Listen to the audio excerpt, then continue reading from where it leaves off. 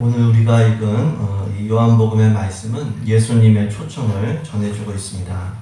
예수님께서 이 말씀을 하신 때는 초막절기 때였습니다. 초막절 끝날 때 예수님께서 서서 외치셨습니다. 누구든지 목마르거든 내게로 와서 마시라. 우리 37절 말씀을 한번 더 읽겠습니다. 37절입니다. 명절 끝날 곧 큰 날에 예수께서 서서 외쳐 이르시되 누구든지 목마르거든 내게로 와서 마시라. 이 초막절은 6월절 그리고 7절절과 함께 이스라엘 3대 절기 중에 하나입니다. 광야 생활 40년 동안 초막에서 생활한 것을 기념하는 절기였죠. 이스라엘이 40년 동안 광야에서 생활할 때 집 없이 초막에서 이제 텐트 생활을 하게 된 것이죠. 또 이 광야에서는 먹을 것이 또 마실 것이 없거나 부족을 했습니다. 근데 200만 명이 넘는 사람들이 하나님의 은혜로 산 것입니다. 특별히 뜨거운 광야 사막에서 물이 없을 때 그 목마름의 고통과 공포는 엄청났을 것입니다. 하지만 하나님께서 반석에서 물이 터져나오게 하심으로 살려주신 것입니다. 고린도전서 10장 3절은 바울이 그 반석을 그리스도다 이렇게 말씀한 것을 우리가 볼 수 있습니다. 이스라엘은 하나님의 은혜로 이 광야 생활을 무사히 하게 된 것을 기념하면서 초막절을 지켰습니다. 그 절기 때에 제사장이 실로암 그 연못에 가서 물을 주전자에 떠다 가서 제단에 뿌리기도 했다고 합니다. 이 실로암이라고 하는 이 이름의 뜻은 보냄을 받은 자라는 뜻이죠. 초막절 끝날 끝에 보냄을 받으신 메시아 예수 그리스도께서 말씀하십니다. 누구든지 목마르거든 내게로 와서 마시라. 신령한 음료를 내신 이 반석이신 예수님께로 와서 목마름을 해결하는 거예요. 물이 어디서 나옵니까? 반석이신 그리스도, 보냄을 받은 그리스도 예수님께 와서 이 물을 마시고 목마름을 해결하는 것입니다. 여러분, 뜨거운 광야, 이 사막의 목마름은 어떨까요? 물을 마시지 못하면 고통스럽습니다. 더 물을 찾을 수 없으면 고통 가운데 죽을 수밖에 없습니다. 인생길은 광야 사막을 걷는 것과 같을 때가 많습니다. 우리 안에 목마름이 있고 갈급함이 있고 고통이 있고 죽음의 위기가 있을 수가 있어요. 고통과 죽음의 길을 걷는 우리를 예수님께서 초청하시는 겁니다. 누구든지 목마르거든 내게로 와서 마시라. 이 말씀을 통해서 알 수 있는 것은 무엇입니까? 예수님께서 목마른 우리를 초청하신다라고 하는 거예요. 예수님께서 고통과 죽음의 길을 걷는 우리를 구원으로 초청하시고 부르신다는 거예요. 우리는 이 예수님의 초청에 감사로 응답을 해야 돼요. 세상은 고통당하고 죽음의 길을 걷는 사람을 외면할 때가 많아요. 귀찮은 거죠. 내 살기 바쁜데. 근데 예수님은 불러주시고 초청하시는 거예요. 마태복음 11장 28절에서도 예수님은 수고하고 무거운 짐진 자들아 다 내게로 오라. 지친 자들아, 힘을 잃은 자들아 다 내게로 오라 초청하시고, 오늘 본문도 누구든지 목마르거든 누구든지 힘들면 내게로 와라. 와서 마시라. 차별이 없어요. 누구나 오라는 거예요. 얼마든지 오라는 거예요. 여기 반석이신 예수님으로부터 신령한 물이 음료가 터져나오고 있으니까 누구나 오라는 거예요. 예수님의 이 초청에 감사로 응답하는 우리 되기를 소망합니다. 특별히 예수님은 명절 끝날 서서 외쳐서 초청을 하신 거예요. 이스라엘 랍비들은 보통 이제 가르칠 때 앉아서 가르쳤어요. 예수님께서도 이제 가르치실 때 앉아서 가르치셨다는 말씀이 성경 곳곳에 나오는데요. 또 예수님은 이사야 42장 메시아 예언을 보시면은 외치지 아니하며 목소리를 높이지 아니하며 그 소리를 거리에 들리게 하지 아니하신다 이렇게 말씀하셨어요. 근데 지금 이 초청을 하실 때는 예수님께서 서서 외치면서 초청을 하시는 거예요. 그 초청이 얼마나 중요하고 긴급한지를 우리가 알 수가 있어요. 이 예수님의 초청에 즉시 응답을 해야 돼요. 뒤로 미루는 거, 내일 하자고 하는 거, 이건 마귀의 속임수에 빠지는 거예요. 자기가 자기 깨에 빠지는 거예요. 오늘은 우리가 선택할 수 있는, 결정할 수 있는 시간이고 하나님께서 오늘 선물로 주신 시간, 오늘. 근데 내일로 미루자, 이거는 속는 겁니다. 내일 어떻게 될지 아무도 몰라요. 누구든지 목마르고 힘들거든 내게로 와서 마시라 하는 예수님의 초청, 이 초청에 지금 응답하는 지혜로운 우리 모두 되기를 주님의 이름으로 축복합니다. 왜 응답해야 될까요? 결국 하나님의 나라는 하나님의 초청과 사람의 응답으로 이루어지기 때문에, 하나님께서 우리에게 선물로 너무 우리를 살아가셔서 가장 귀한 선물 자유의지를 주셨어요. 강제적으로 천국에 앉히지 않으세요. 초청하시죠. 그 초청에 인격적으로 우리가 감사와 기쁨으로 응답할 때 하나님 나라가 우리 가운데 임하게 되는 거예요. 얼마나 다급하셨으면 예수님께서 서서 외치셨을까. 여러분들 피동적으로 신앙생활하지 마세요. 그거는 하나님이 기뻐하시는 모습이 아닙니다. 하나님은 초청하셔. 우리가 신속하게 응답하는 우리 되어야 될 줄로 믿습니다. 근데 오늘 기도자께서도 기도하신 것처럼 우리 인생의 목마름과 고통이 있을 때 우리는 때로 예수님이 아닌 다른 대용품을 찾을 때가 많이 있어요. 속는 거죠. 편한 거 찾는 거예요. 세상이 주는 대용품은 일시적인 만족만을 줄 뿐이죠. 우리의 구원자는 오직 예수님.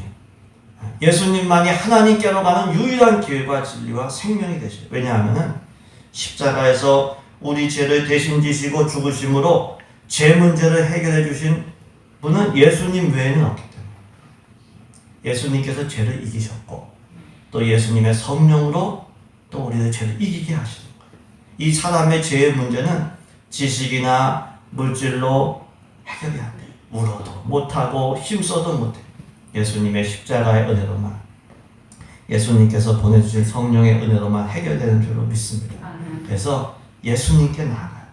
누구든지 목마르거든 내게로 와서 마시라 부르실 때 우리 달려가는, 예수님께로 달려가는 우리 모두 되기를 주님의 이름으로 축복합니다. 이처럼 예수님은 광야 사막길과 같은 인생길에서 목마름의 고통을, 이모저모 고통과 죽음의 위기를 겪는 우리를 초청하셨어요. 그리고 약속을 하십니다. 나를 믿는 자는 성경의 이름과 같이 그 배에서 생수의 강이 흘러나옵니다. 우리 38절 말씀을 같이 읽겠습니다. 38절입니다. 나를 믿는 자는 성경의 이름과 같이 그 배에서 생수의 강이 흘러나오리라 하시니. 이 헬라어를 보시면 믿는다라고 하는 게 시제가 분사 현재예요. 분사 현재는 계속의 의미가 있는 거예요. 계속해서 예수님을 믿는 자는 이렇게 말씀하고 있는 거죠. 또 성경의 이름과 같이 구약 성경에서 그 반석에서 물이 나왔다는 말씀을 드렸죠. 반석에서 생수의 강이 흘러나온 민수기 28장과 같이 예수님을 믿는 자는 생수의 강이 흘러나올 것이다. 어디서요? 그 배에서. 배라고 하는 것은 마음과 내면 깊숙한 곳에서 생수의 강이 흘러나오는 거예요. 물이 없는 이 광야 사막을 헤매다가 죽게 되었는데 반석에서 물이 솟아났어요. 바위에서 물이 솟아났어요. 어떻게 될까요? 살았구나. 갈증이 해결되고 죽음이 해결되고 기쁨이 충만할 수 있는 거죠. 우리 배에서, 우리 내면에서 생수의 강이 흘러나온다는 것은 내면으로부터 이거는 기쁨이 흘러나온다는 거예요. 구원의 기쁨, 살았구나. 생수의 강은 생명을 살리는 생명의 강인 동시에 기쁨의 강인 거예요. 예수님을 믿는 자는 그 마음과 내면으로부터 생수의 강, 기쁨의 강이 흘러나온다고 하는 거예요. 그렇기 때문에 그 모든 그리스도인들은 기쁨이 넘치는 사람들이에요. 생명이 넘치는 사람들이에요. 이게 정상적인 신앙생활. 내가 생명을 잃어버렸다, 기쁨을 잃어버렸다, 눌려있다, 슬픔 가운데 있고 좌절 가운데 있다. 이거는 정상적인 자입니다. 우리 자신을 좀 진단할 필요가 있습니다. 왜? 예수님을 믿는 자는 성경의 이름과 같이 그 배에서 생수의 강이 흘러나오기 때문에 모든 교회는 다 기쁨의 교회가 돼요. 예배드리고 나면 얼굴이 밝아지고 기쁨이 넘치는 거 이상하고 신기한 일이 아니라 정상적입니다. 예. 많은 경우에 우리는 외부의 환경이나 다른 사람들, 주위 사람들을 바꿈으로 기쁨을 누리려고 할 때가 많이 있습니다. 그런데 외부 상황이나 주위 사람들을 바꾸는 일이 쉽지가 않습니다. 우리 자신을 바꾸는 일도 쉽지 않은데 다른 사람 바꾸는 일은 더 어려울 수밖에 없어요. 그리고 외부의 환경과 사람을 바꿈으로 오는 기쁨은 오래 가진 않아요. 이것만 사면은 이 일만 해결되면 너무 원이 없겠다. 근데 또 기쁨이 오래 가지 않습니다. 진짜 기쁨은 우리 내면에서부터 솟아나야 돼요.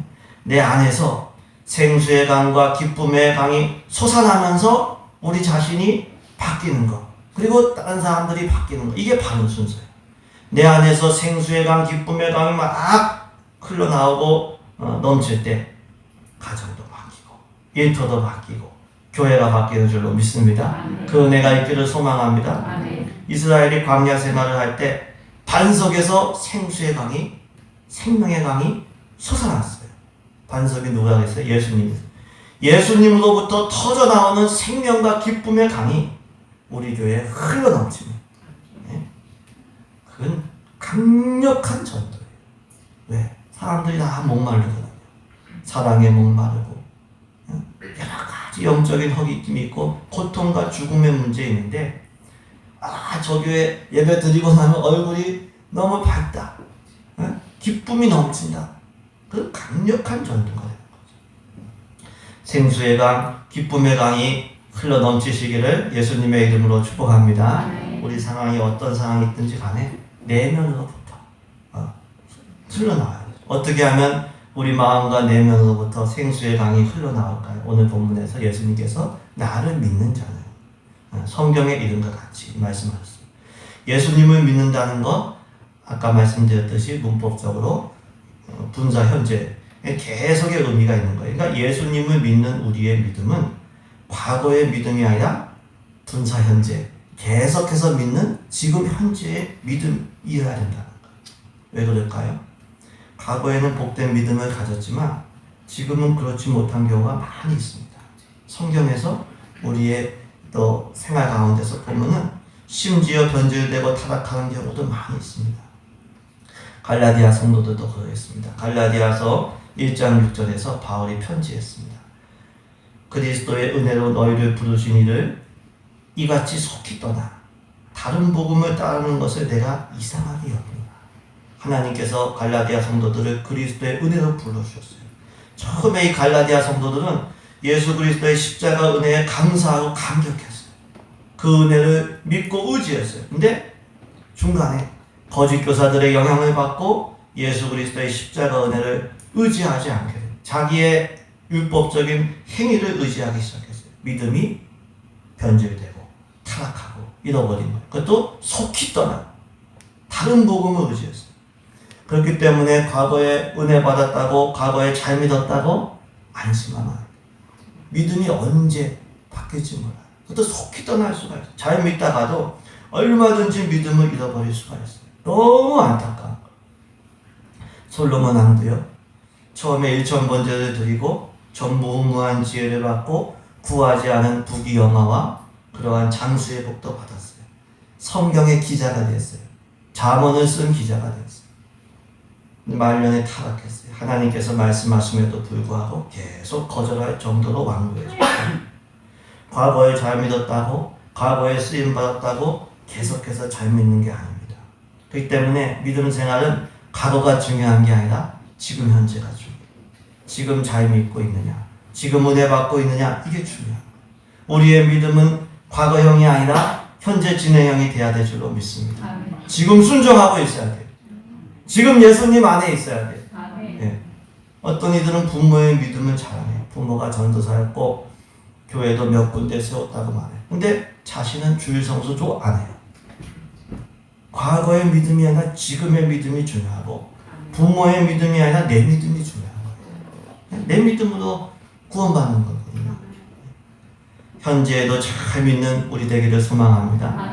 현재에도 잘 믿는 믿음이란 어떤 믿음일까? 요한복음 15장에서 예수님께서 예수님을 믿는 것을 참 어려운 얘기이기 때문에 비유로 말씀하셨어요. 포도나무의 비유로 말씀하셨죠. 가지가 포도나무에 붙어 있어야 산다고 말씀하셨어요. 나무로부터 생명을 공급받아 열매를 맺는다고 했어요. 마찬가지로 말씀과 기도로 늘 예수님과 교제하고 동행하면서 예수님께 붙어 있어야 그게 잘 돼요. 말씀과 교제. 내가 몇 년, 몇 월, 며칠 예수님 믿고 고백하고 구원받았습니다. 그게 중요한 게 아니에요. 지금 예수님과 동행하면서 예수님 주시는 힘과 생명으로 살아가는 거 있는 거예요.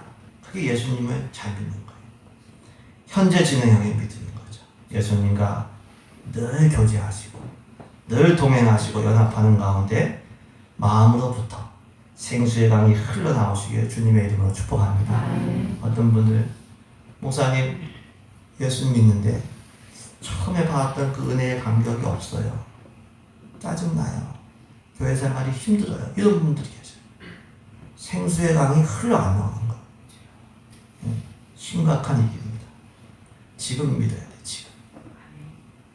늘 예수님과 교제하고 동행하는 우리 되기를 소망합니다. 생수의 강이 흘러나오기를 소망합니다. 예수님이 이렇게 예수님과 계속해서 동행하는 사람, 연합하는 사람에게는 마음과 내면으로부터 생수의 강이 흘러나갈 것이다. 이렇게 말씀하셨어요. 이 말씀을 전하면서 이 사도 요한이 그 생수의 강이 무엇인지를 설명을 했습니다. 이는 그를 믿는 자들이 받을 성령을 가리켜 말씀하신 것이다. 이렇게 해석을 했습니다. 우리 39절 말씀을 같이 읽습니다. 39절 말씀 같이 읽습니다. 이는 그를 믿는 자들이 받을 성령을 가리켜 말씀하신 것이다. 예수께서 아직 영광을 받지 아니하셨으므로 성령이 아직 그들에게 계시지 아니하시더라. 아멘. 예수님을 믿는 사람들은 마음과 내면으로부터 이상한 생수의 강이 이렇게 기쁨의 강이 흘러나와요.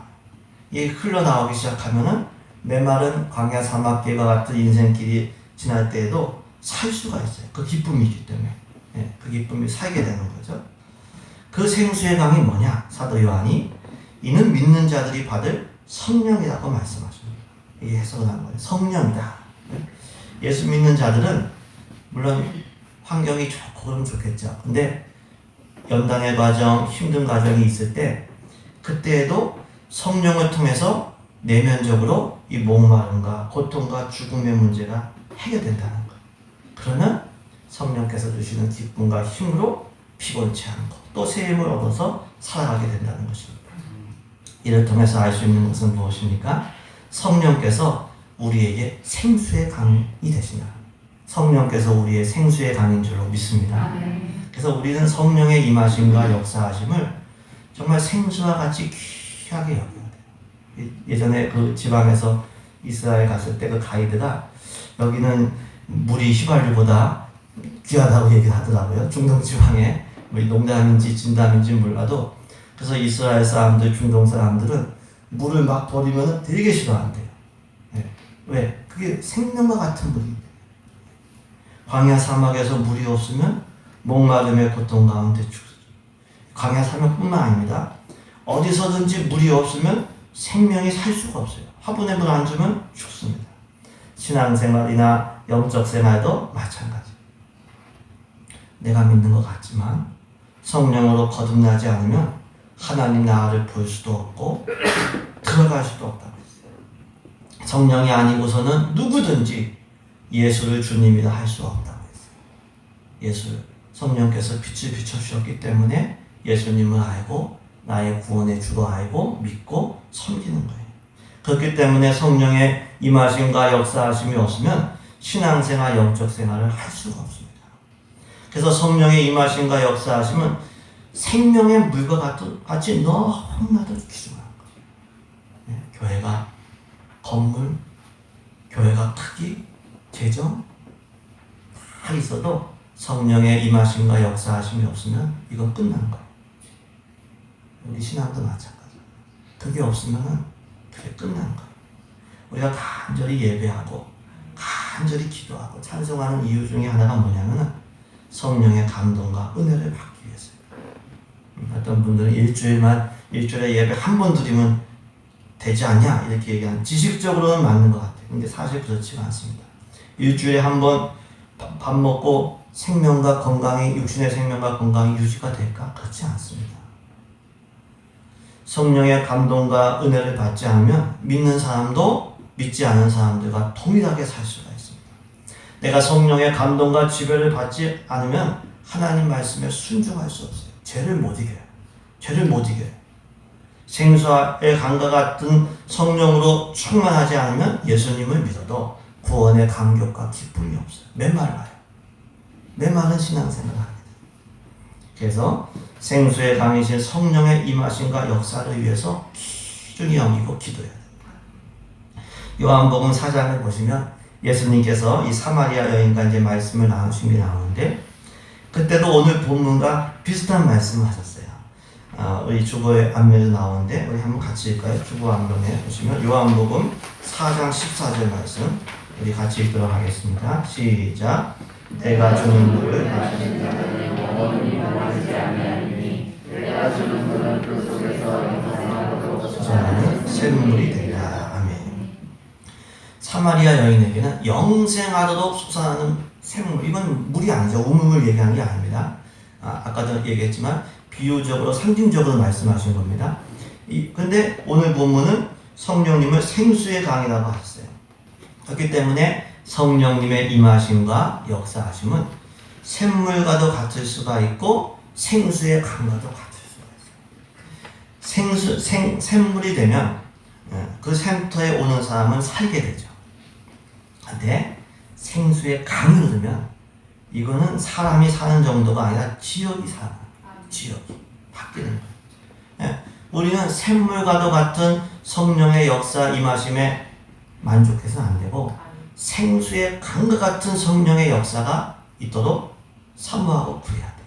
나만 예수님 믿고 간신히 구원받는 게 아니라 성령의 임하심과 역사로 나는 물론이고 내 안에 그 생수의 강이 흘러넘쳐서 가정이 변하고 일터가 변하고 지역이 변하는 것을 사모하고 기도해야 될 줄로 믿습니다.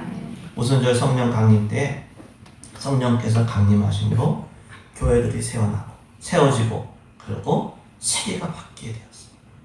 성령을 받는 것으로 끝내면 안 되고 성령 충만한 단계까지 반드시 나가야 돼요.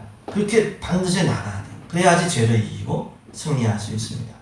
생수의 강이 우리의 심령으로부터 흘러나와서 가정을 바꾸고 일터를 바꾸고 지역을 변하는 역사가 있기를 주님의 이름으로 축복합니다. 우리가 그 생수의 강이 흘러나오려면 생수의 강을 막는 뚝을 허물어야 돼요. 하나님께서 성령을 생수의 강같이 주시기를 인색해 하실까요? 전혀 그렇지 않아요. 하나님은 우리가 성령 없이는 살 수 없음을 아시기 때문에 성령을 약속하셨고 성령을 구하는 자에게 주신다고 약속하셨어요. 문제는 하나님께 있지 않아요. 하나님의 용량이 작아서 문제가 있는 게 아니라 우리의 죄와 불순종이 강물을 막는 이 강둑과 댐처럼 성령의 임하심과 역사를 막을 수가 있어요. 그래서 그 뚝을 허물어뜨리고 죄와 불순종을 제거해야 돼요. 그러면 생수의 강이 흘러 넘치게 될 줄로 믿습니다. 우리가 온전히 주님께 우리 자신을 드린 만큼 생수의 강이 우리 내면에서부터 흘러 넘칠 줄로 믿습니다. 그 은혜가 있기를 주님의 이름으로 축복합니다. 사도 요한이 예수님께서 말씀하신 생수의 강은 성령을 가리켜 말씀하신 것이다, 이렇게 설명을 했습니다. 더 나아가서 한 가지를 더 설명을 했습니다. 예수님께서 아직 영광을 받지 않으셨기 때문에 성령이 아직 그들에게 계시지 아니하셨다, 이렇게 설명을 했습니다. 우리 39절 말씀을 한 번 더 읽겠습니다. 39절입니다.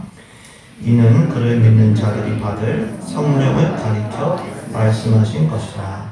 예수께서 아직 영광을 받지 아니하셨으므로 성령이 아직 그들에게 계시지 아니하시더라. 아멘.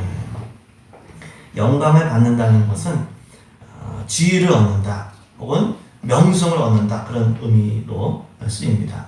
예수님께서 십자가 사명을 완수하심으로 영광을 받으셨다. 지위를 얻으시고 명성을 얻으셔서 하나님 우편에 앉았다라고 하는 것입니다. 근데 아직 그때가 아직 안 지났기 때문에 성령이 임하시지 않으셨다는 겁니다. 성령님은 예수님께서 십자가 사명을 다 완수하시고 부활 승천하신 이후에 오순절에 임하신 거죠. 순서상도 그렇게 된 것입니다. 이를 통해서 알 수 있는 것은 무엇입니까? 사명을 감당함으로 영광을 받을 때 그때 성령께서 임하시게 된다라고 하는 거예요. 여러분 우리 사명이 정말 중요한 거예요. 사명을 감당할 때 나도 영광을 받는 거예요. 상과 복과 영광이 거저 주는 게 아니라 사명 감당한 사람에게 주어지는 거예요. 성령이 그냥 주어지는 게 아니라 사명 감당하려고 애쓰는 교회 위에 그 인생 위에 성령이 이렇게 부어지게 되는 거죠. 마태복음 16장에서 예수님께서 누구든지 나를 따라오려거든 자기 죄성을 부인하고 자기 십자가를 지고 예수님을 따르라고 했어요. 자기 십자가를 지고 따르라고 하는 것은 이 십자가라고 하는 것은 하나님께서 우리들 각자에게 주신 사명이 있어요. 사명. 네. 우리가 그 십자가 같은 사명 참 짐으로 생각할 때가 많아요. 또 교회에서 기도하라 그러고 전도하라 그러고 좀 위로를 받으려고 왔는데 하나님 또 예수님 왜 자꾸 전도하라 그래갖고 시간도 없는데 짐으로 생각할 때가 많습니다. 근데 예수님을 따르려면 십자가와 같은 사명을 지고 따라야 돼요. 이건 딴 길은 없어요. 십자가와 같은 사명을 지지 않고는 영광을 받을 수가 없어요. 상도 없고 복도 없어요. 성령 충만 받을 수 없어요. 예수님께서 십자가 사명을 완수하신 후에 오순절에 성령께서 임하신 것처럼 우리도 사명 감당할 때 성령으로 충만해지게 돼요. 우리 신앙이 살게 되는 거예요. 그렇기 때문에 사명은 영광이고 그리고 성령 충만으로 이어지게 됩니다. 우리가 이렇게 예배를 모여서 드릴 때 어떻게 하면 반석이신 예수님으로부터 생수의 강이 흘러나올 수 있을까요?